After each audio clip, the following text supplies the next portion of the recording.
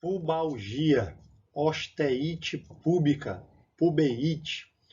Tudo isso são sinônimos para o mesmo problema que afeta poucas pessoas, mas essas poucas pessoas que são afetadas sentem muita limitação, muita dor, muda o seu jeito de andar e de fazer suas tarefas por causa deste problema de saúde chamado pubalgia. É prevalente em jogadores de futebol, alguns atletistas e, em bem menor proporção, na área de ortopedia. Algumas pessoas eventualmente podem se machucar fazendo algum exercício, alguma atividade na academia de maneira inadequada, com a postura errada, e acabar desenvolvendo a pubalgia. Na saúde da mulher, as grávidas, né, no final da gestação, no puerpério, elas podem também desenvolver uma osteite púbica por conta da laceração, por conta do afrouxamento, da distensão da região pélvica, principalmente no final da gravidez, no momento do parto e no pós-parto. Em algum desses três momentos, você pode receber uma paciente com esse tipo de queixa. Portanto, nós agora vamos falar sobre pubalgia, o que é isso, qual é o quadro clínico, o que causa, como avaliar e principalmente qual é a conduta de tratamento na fisioterapia. Bom, vocês viram no slide anterior uma capa de revista do jogador Kaká, que praticamente viu sua carreira, sua performance declinar e entrar na aposentadoria precoce por conta de sucessivas lesões nos músculos adutores e pubalgia que ele não conseguia tratar, não conseguia resolver, e isso veio cronificando e se arrastando por muito tempo. Essa temática ela é muito prevalente no futebol, no mundo do futebol. Vocês estão vendo um artigo aqui de autores do grupo lá de São Paulo, do Moisés Cohen, falando sobre retorno ao esporte após tratamento cirúrgico para pubalgia entre jogadores de futebol profissional.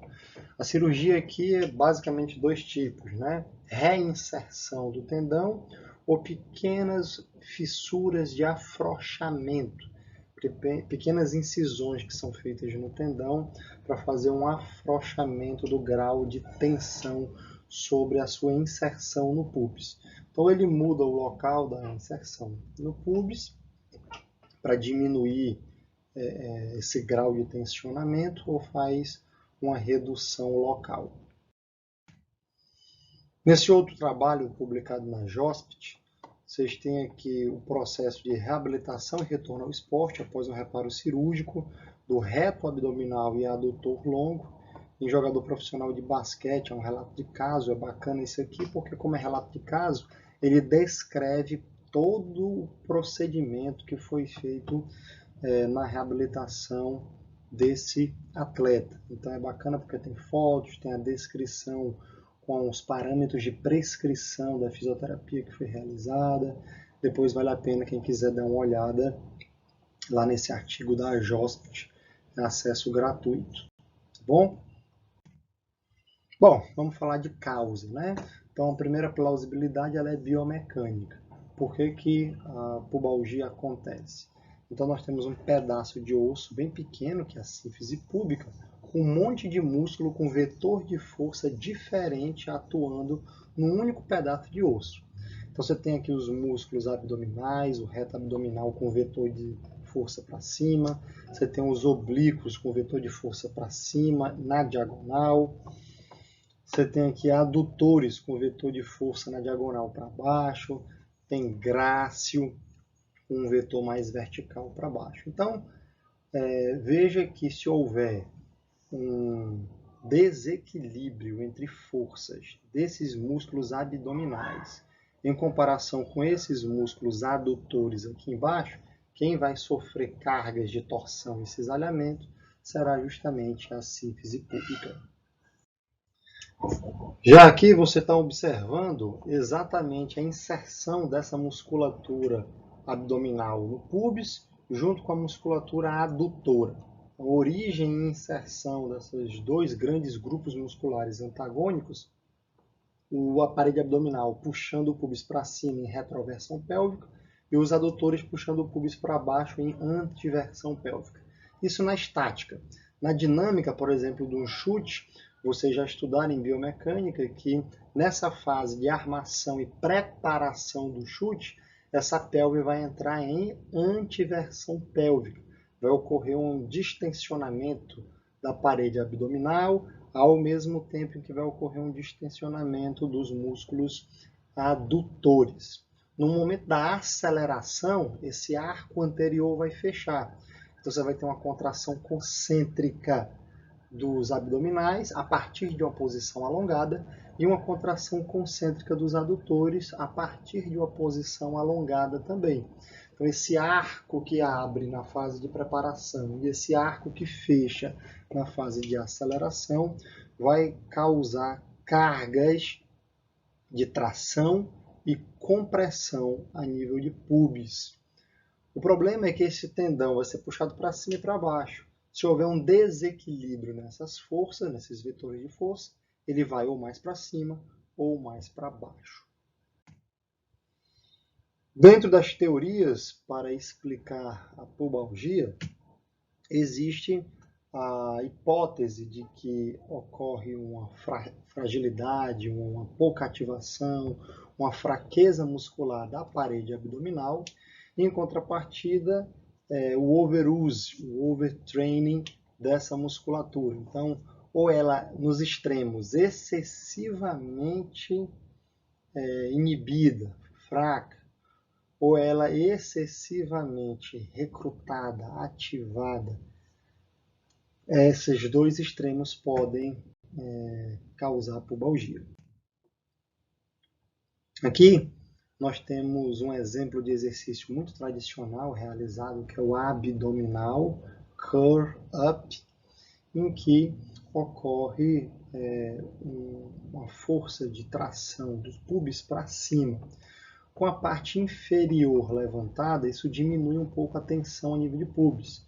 Com as pernas totalmente esticadas, você já causa um alongamento dos adutores, já causa um alongamento do psoas, dos flexores de quadril, o que já posiciona essa pelve em estiramento do pubis. E aí, na hora que é feita a contração, a parede abdominal recolhe e traciona esse pubis para cima. Essa é uma posição que, em tese, vai causar um menor tensionamento por aproximar as fibras da parede inferior da parede abdominal. Outro fator importante envolvido aqui na pubalgia é a retração, a falta de flexibilidade da musculatura posterior. Aqui falando especificamente de isquiotibiais, mas pode se considerar toda a cadeia posterior. Jogadores de futebol, que são os mais afetados com esse tipo de problema, é muito comum se encontrar neles retração, encurtamento muscular de cadeia posterior. Faz parte do padrão, do perfil biomecânico desses atletas. Então vejam, você está diante aí de um cenário que tem fraqueza do core, parede abdominal, excesso de uso, excesso de treino abdominal, causando sobrecarga, dois extremos. Você tem aí desequilíbrio muscular entre agonistas e antagonistas, adutores versus core. Você tem aí flexibilidade ruim, cadeia muscular posterior, encurtamento de isquiotibiais. Some a isso a biomecânica do gesto esportivo do chute. Então, nessa dinâmica, na fase de aceleração e desaceleração, flexão do quadril com extensão do joelho. Você tem exatamente aqui o estiramento da musculatura posterior. Tá? Lembrem que uma parte dos adutores ela faz também extensão do quadril. E uma outra parte dos adutores faz também flexão do quadril. Eles são acessórios nesses dois movimentos. Portanto, somando todos esses fatores, encurtamento isquiotibial, biomecânica de execução do chute, mais desequilíbrio de forças numa fase de preparação-armação vindo para uma fase de aceleração, você tem todo o mecanismo de lesão para causar estiramento muscular, distensão muscular de adutores, que é uma das principais causas de avulsão lá no pubis. Esse trabalho do Christian Tomborg, quem não conhece, coloca no Google, no PubMed, você vai descobrir. Ele foi presidente da IFISPT, da Federação Internacional de Física Esportiva. Ele publicou esse comentário clínico fantástico, tá? Falando sobre avaliação, diagnóstico de imagem, testes. Pubalgia, o termo em inglês, eu vou até grifar aqui para vocês isso, o termo em inglês de pubalgia é growing pain. Quando vocês forem pesquisar a literatura, os artigos, a maioria deles vem descritos como growing pain, tá bom? Então você tem aqui adutor longo, a inserção proximal dele, você tem aqui reto femoral, passa longe do pubis, mas pode dar dor na virilha. E você tem o iliopsoas, que passa bem próximo ali também, pode dar dor na virilha, que é mais ou menos a tradução literal para growing pain, tá? Entre elas, dor na virilha também causada por pubalgia. Um atleta com histórico e sintomas de dor na virilha, primeira coisa é fazer triagem. Triagem para bandeiras vermelhas, se o paciente tiver alguma patologia séria, encaminhar esse paciente. Histórico de trauma direto, suspeita de fratura, acompanhada aí de incontinência urinária, sangramento vaginal, no caso das mulheres, tá? Dor ao urinar, dor ao defecar. Então, se o paciente apresenta essas suspeitas e alguma daquelas outras que nós já conhecemos, né? Emagrecimento sem causa aparente, febre sem causa aparente que não cede a antitérmico, antipirético.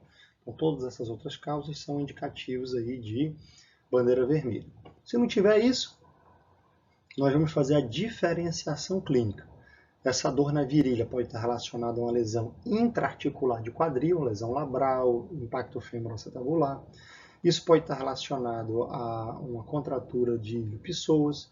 Isso pode estar relacionado a linfonodo inguinal, uma dor na região inguinal ali, músculo pectíneo. Isso pode estar relacionado a pubis e adutores, que é o que nos interessa, né, na aula de hoje. Antes de fazer qualquer uma dessas diferenciações estruturais, a primeira coisa que você vai fazer é o escaneamento da coluna lombar e articulação sacroiliaca.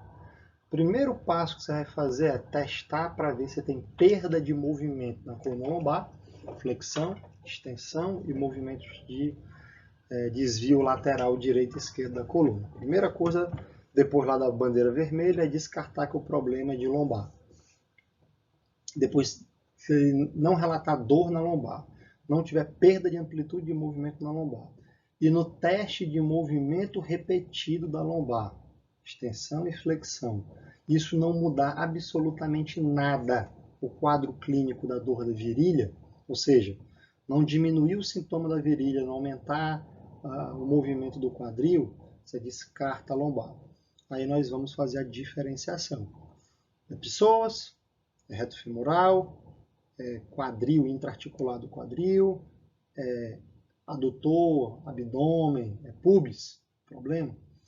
Então, aqui no radiografia, na ressonância de imagem, isso vai nos dar alguma noção das lesões intraarticulares, vocês viram isso na aula de impacto femoroacetabular, e palpação, dor à palpação do iliopsoas, dor à palpação dos adutores, alguns testes clínicos que eu vou já mostrar para vocês, para poder diferenciar se é algo mais do iliopsoas, do reto femoral, ou se é algo mais dos adutores e dos abdominais. Esses são os testes clássicos, né? Se chama manobra de Grava, o teste de Grava, é o teste ortopédico clássico. Ele pode ser feito só com a flexão do abdômen, com a adução forçada, ou seja, você manda a pessoa contrair os abdominais e os adutores ao mesmo tempo. Isso pode ser feito de maneira também unilateral. É um teste provocativo, para sentir dor e apontar o local da dor lá no pubis. Tá? Com isso você consegue diferenciar se é psoas, se é reto femoral, se é linfonodo inguinal. Tá? Bom, alguns outros testes que são recomendados naquele comentário clínico da JOSPT pelo Christian Tomborg. Primeiro, fazer essa avaliação da flexibilidade dos adutores. Deitado em decúbito dorsal, posição de borboleta, planta do pé com planta do pé, deixe os joelhos caírem para a lateral e você vai vir mensurar aqui quantos centímetros falta para esse joelho encostar na maca. Tá? Isso livre de dor e depois forçando com dor, até onde você consegue fazer livre de dor e amplitude máxima com dor. Depois você vai fazer aqui um teste provocativo de adução isométrica, na foto B. E aí ele vai relatar a dor de 0 a 10 na escala numérica de dor. Você vai graduar isso de acordo com o guia de trânsito, né? E depois você vai fazer a mensuração de força isométrica com dinamômetro de mão. Tá? Um teste que você pode realizar, eles estão recomendando aqui, é o STAR. Nós utilizamos o Y-teste, né? Anterior, posterolateral e posterior-medial. E tem um teste de agilidade com mudança de direção em corte lateral, que é esse teste em V aqui. Você pode utilizar o teste T, que também vai dar essa mudança de direção para a gente, com menor angulação, que ele já é validado na literatura, ou você pode utilizar o teste de PAT, que é o que nós estamos testando, tá? No mestrado do Carlos. Bom, agora falando sobre tratamento. Então, para avaliar, vocês viram que é fácil, né? Inspeção. Inspeção é marcha claudicante, pessoa puxando a perna e apontando o local da dor na virilha, dor inguinal na virilha. Esse é o quadro, tá? Palpação, dor à palpação dos adutores, dor à palpação dos abdominais, dor à palpação da sínfise púbica, para diferenciar linfonodo inguinal espessado. Linfonodo inguinal já não é no pubis, né? Fica entre o quadril e o pubis, o linfonodo inguinal, para saber se é alguma coisa linfática. Na inspeção, hematoma. É possível ter sinais de hematoma roxo, vermelho nessas áreas. Tá? Inspeção, palpação, mobilização ativa do paciente, movimentos de quadril, né? Pode fazer o movimento de flexão, extensão, adução, abdução, rotação interna, rotação externa. Observa perda de movimento.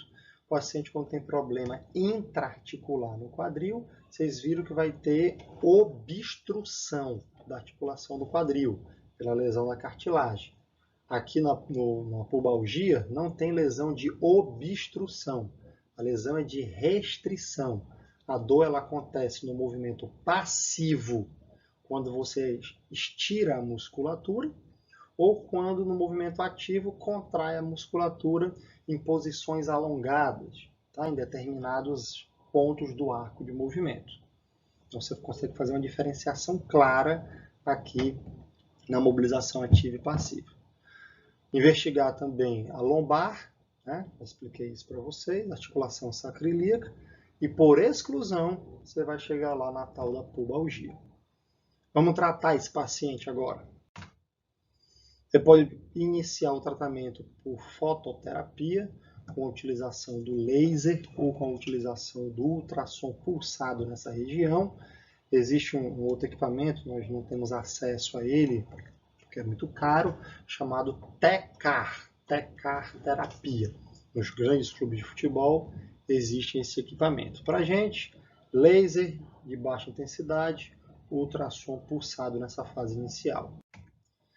Técnicas de digitopressão, liberação miofacial manual, ventosas, instrumental bem leve. Os pacientes se beneficiam muito de qualquer técnica de liberação miofacial de acordo com a graduação do limiar de dor. Técnicas de liberação e mobilização articular aqui, vocês estão vendo essa primeira foto do pubis, então pequenas mobilizações do pubis, nessa região, muito cuidado aí com mulheres. Eu nunca atendo um paciente com lesão de pubalgia sozinho no consultório, nunca. Ou eu peço para o acompanhante entrar, ou eu deixo a porta semi-aberta ali, ou eu peço para a secretária vir atender, vir participar, estar presente, né? Então é bem delicada essa questão da privacidade na pubalgia, tá? Nessa outra foto aqui de cima vocês estão vendo uma manobra de volante no ilíaco, anterior e posterior. Aqui vocês estão vendo uma técnica de inibição muscular do psoas ilíaco. Tudo isso nós fazemos para abdominais, para psoas, para adutores, fazemos isso para diafragma, toda essa região que envolve o pubis acima ou abaixo, nós manipulamos. Aqui vocês estão vendo a técnica de manter, relaxar os músculos adutores, tá? Técnicas que vocês podem utilizar lá da FNP, do método Kabat, aí já é uma fase um pouquinho mais avançada do tratamento. Técnicas de alongamento, quando já teve cicatrização da distensão muscular, a gente entra aí com as técnicas de alongamento passivo, alongamento ativo, alongamento com contração excêntrica, tá bom? Então tem várias opções aqui que vocês podem fazer, tanto para abdominais quanto para adutores, tá?